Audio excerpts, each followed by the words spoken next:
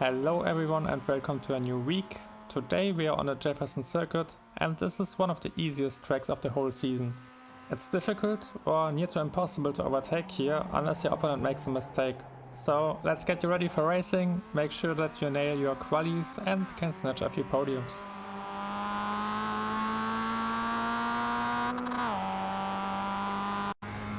There aren't any great brake markers around here. You can use the approaching wall on the left or the shadows of the trees for orientation. Be aware that shadows change based on the time in the sim and your markers will need adjustments between sessions.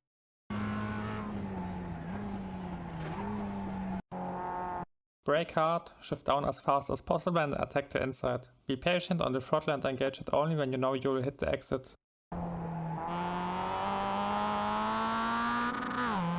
Avoid the curb on the left, it's steep, unsettles your car and can cause a spin. You still want to get close to it to position your car on the left side of the track. This gives you a nice entry into the next turn. Lift before turning in and hit a smooth line. There's no brake marker again. Get a feeling for the right spot and decelerate down into second gear. Attack the inside, be aggressive on the throttle and keep hugging the inside all the way through the exit.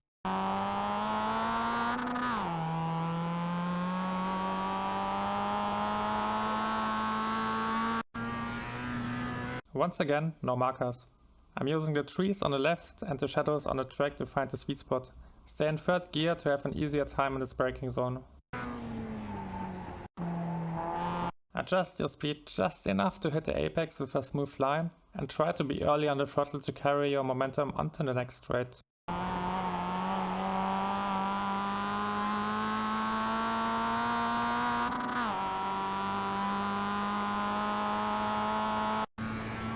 Finally, there are a few markers here which help you to not get lost. There's a small house on the left, the tire wall on the right and most importantly, the approaching curb on the left side of the track.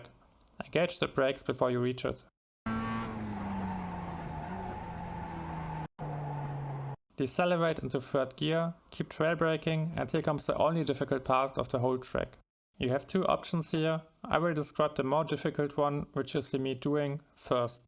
I let the car swing to the middle right of the track to get a nice, slightly wider line through the last turn. This allows me to carry more speed towards the finish, but this also means that I have to downshift into second gear in a difficult position. The auto clutch assist doesn't like it when you shift into second gear while being in the middle of a turn and above a certain speed. Your rear will try to snap and in the worst case you will spin out.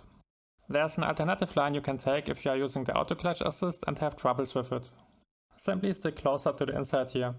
This gives you a straight path for shifting down and hugging the corner can make up some of the lost time in the turn. You will get a slightly worse exit which will cost you maybe 1 or 2 tenths, but the turn becomes much easier and you will survive the race. Attack the inside on the exit, try to be early on the throttle. And don't be afraid to use the pit entry on your way to the finish line. That's the whole lap. The cockpit lap with telemetry will come up next.